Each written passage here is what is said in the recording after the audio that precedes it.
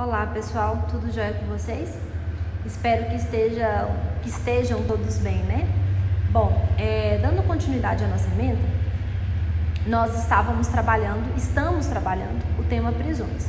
Já trabalhamos a prisão em flagrante, já trabalhamos as modalidades de flagrante e trabalhamos também a elaboração do APFD, né? Que é o auto de prisão em flagrante delito. Hoje nós vamos iniciar os nossos estudos acerca da prisão preventiva, tá bom? E eu já adianto para vocês que a prisão preventiva, o conteúdo ele é um pouquinho mais extenso do que a prisão em flagrante. Então, provavelmente nós teremos aí 2 ou 3 videoaulas para trabalharmos a prisão preventiva. Qual que é a primeira observação que eu faço para vocês? Qual que é o meu primeiro pedido antes de iniciarmos os nossos estudos? A prisão preventiva, todo o conteúdo da prisão preventiva, ele sofreu grandes alterações agora no final de 2019, em razão do pacote anticrime, né, que foi, salvo engano, aí, promulgado em dezembro de 2019.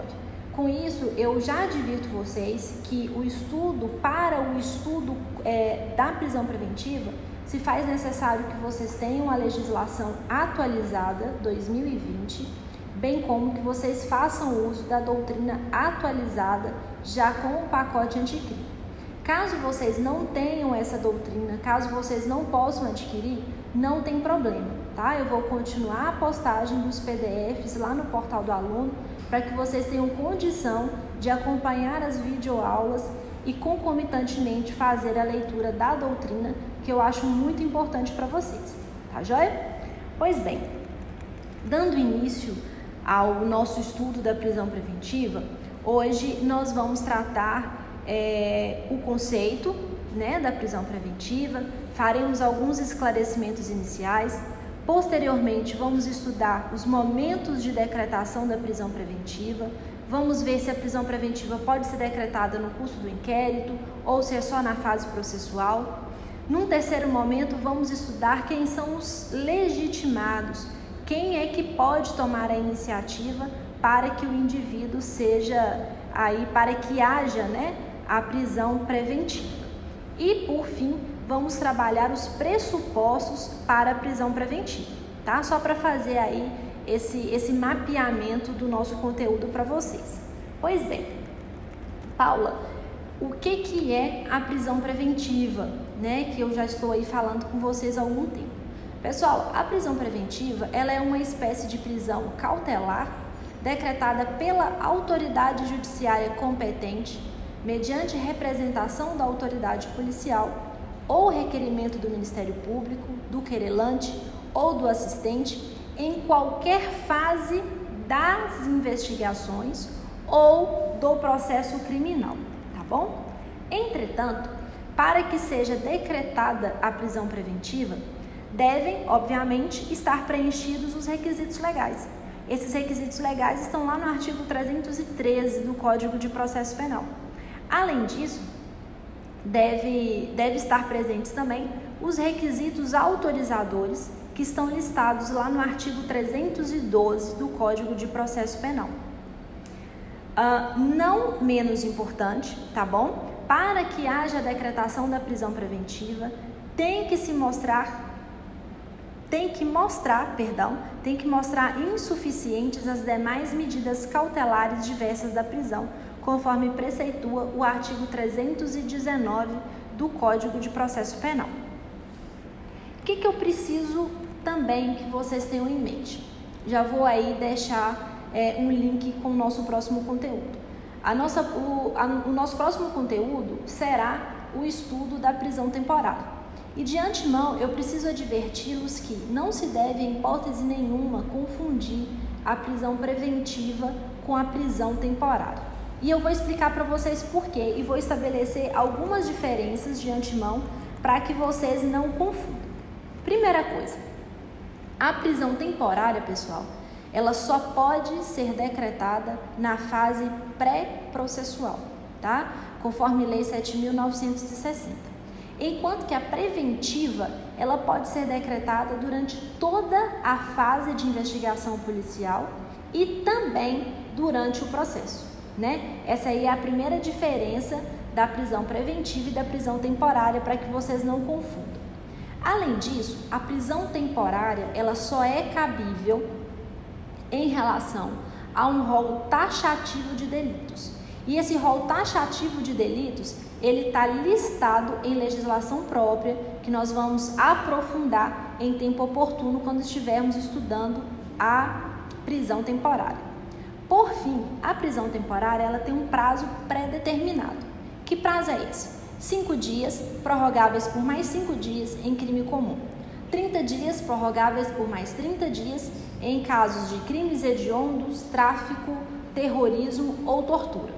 Findo esse prazo, na prisão temporária, o indivíduo ele será colocado em liberdade independentemente de alvará, salvo se a temporária for convertida em preventiva. Tudo bem?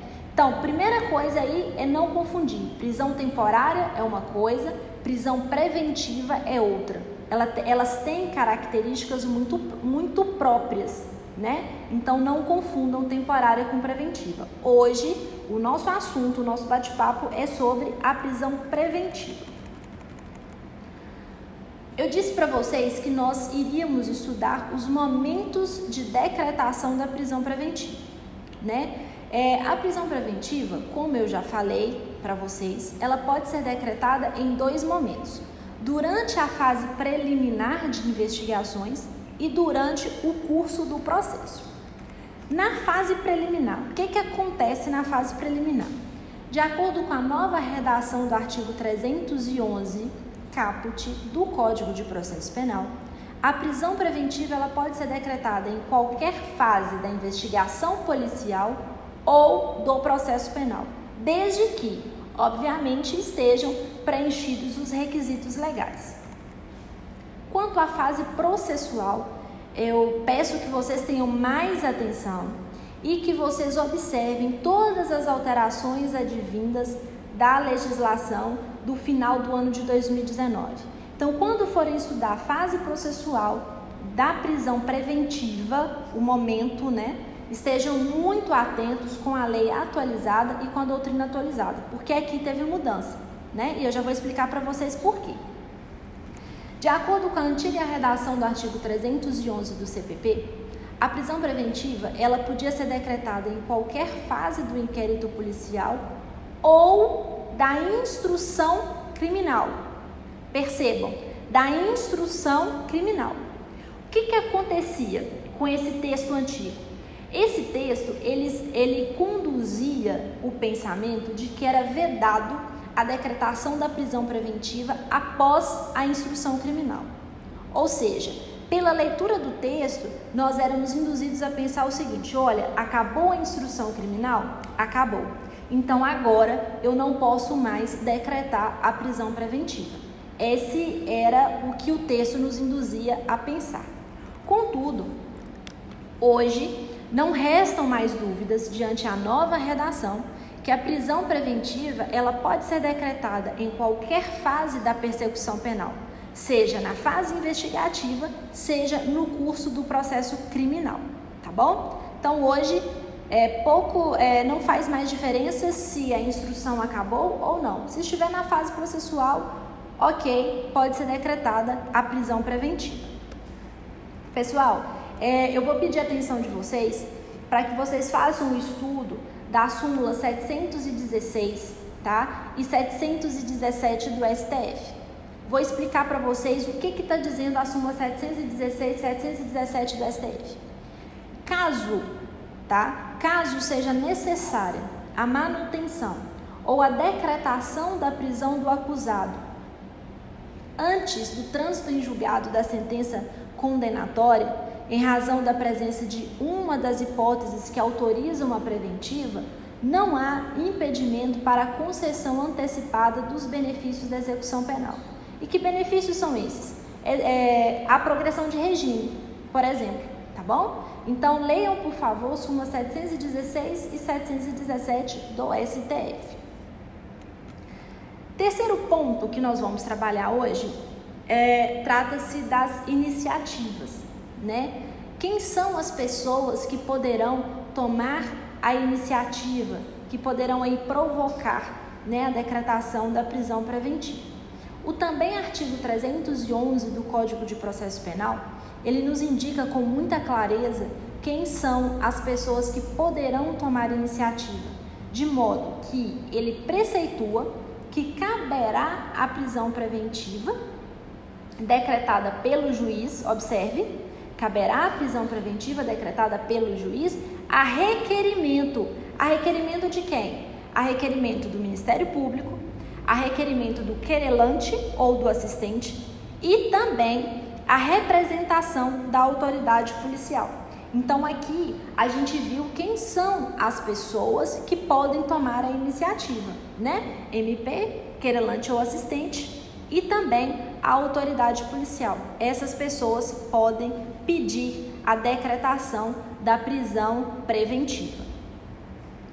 Uma observação que nós temos para poder tratar aqui nesse ponto de iniciativas. Na verdade, duas observações.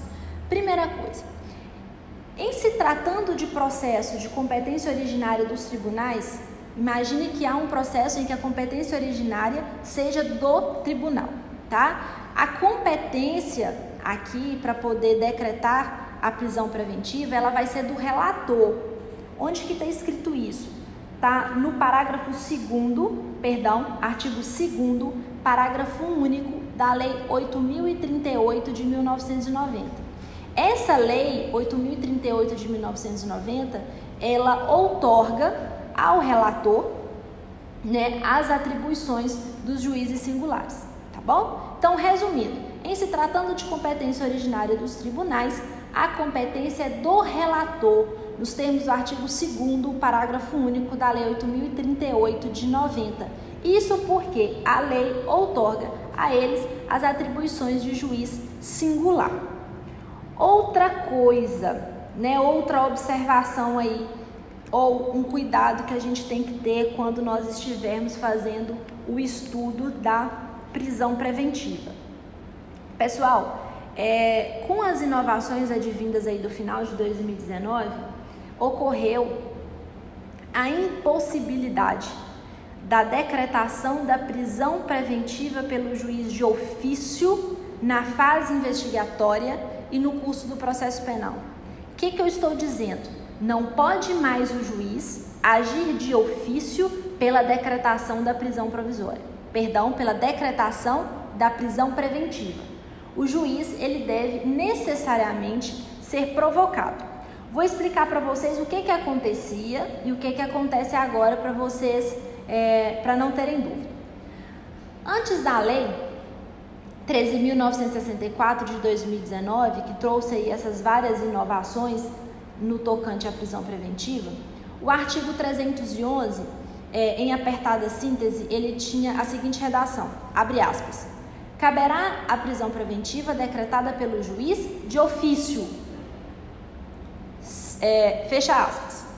Depois da lei 13.964 de 2019, o artigo 311 mudou a redação. A redação do 311 ela foi alterada. E como que está essa redação hoje? Abre aspas. Caberá a prisão preventiva decretada pelo juiz a requerimento do MP, do querelante, do assistente ou daquelas outras pessoas que nós já vimos que podem tomar iniciativa, tá bom? Então, pós-reforma, pós-pacote anticrime, pós aí a lei de 2019, não restam mais dúvidas, juiz não pode decretar prisão preventiva de ofício, tá bom? Tá lá no artigo 311, pela leitura, pela dicção do artigo 311, a gente consegue perceber isso com muita clareza. Paula, existem, obviamente, alguns pressupostos que devem ser observados para que haja a decretação da prisão preventiva. Com certeza, existem pressupostos, existem aí algumas observações que o magistrado deverá se ater ao decretar ou não a prisão preventiva. E para nós estudarmos esses pressupostos, eu dividi o estudo dos pressupostos em dois momentos, tentando aí facilitar a vida de vocês.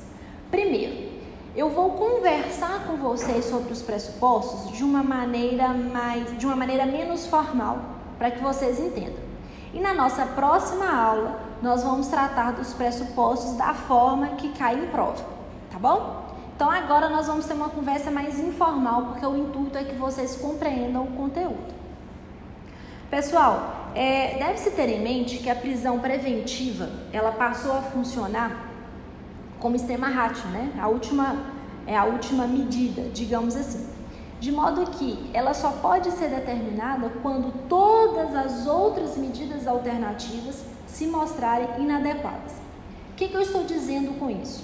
Significa dizer que o magistrado ele só poderá decretar a prisão preventiva quando não existirem outras medidas menos invasivas ao direito de liberdade do acusado, né? Por meio das quais também seja possível alcançar os mesmos resultados desejados aí pela prisão cautelar.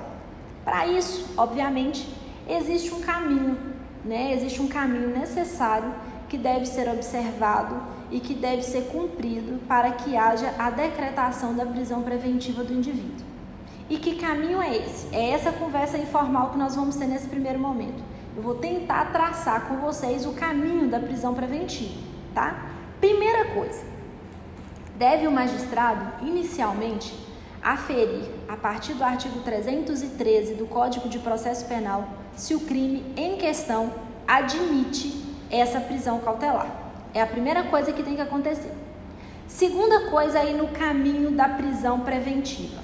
Depois, deverá o magistrado analisar se há elementos que apontem prova da existência do crime e indícios suficientes de autoria. E percebam que nesse segundo ponto aqui, é necessário que se apresente os dois, tá? Tem que apontar necessariamente a prova da existência do crime e concomitante indícios suficientes de autoria, tá bom? Terceiro ponto, ou terceira fase aí, né, do caminho para a decretação da prisão preventiva. O magistrado, ele deve necessariamente aferir se há perigo concreto na permanência do acusado ou do investigado em liberdade, né? O magistrado ele tem que se perguntar assim, olha, a liberdade desse acusado ou a liberdade desse investigado, ela pode acarretar prejuízo à investigação criminal? Depois o magistrado vai se perguntar, a liberdade desse indivíduo pode acarretar prejuízo para o processo penal? Acarreta prejuízo para a efetividade do direito penal ou para a sua segurança social? Ou para a segurança social, melhor dizendo?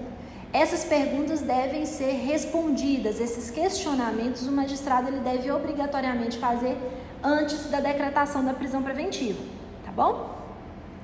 Por derradeiro, é óbvio, né, que se faz necessário a demonstração da ineficácia ou da impossibilidade de aplicação de qualquer das medidas cautelares diversas da prisão, tá bom? Uma outra coisa, pessoal, o não cabimento da substituição por outra medida cautelar, ela deverá necessariamente ser justificada. Por derradeiro, pessoal, óbvio que se faz necessário a demonstração da ineficácia ou da impossibilidade de aplicação de qualquer das medidas cautelares diversas da prisão, né?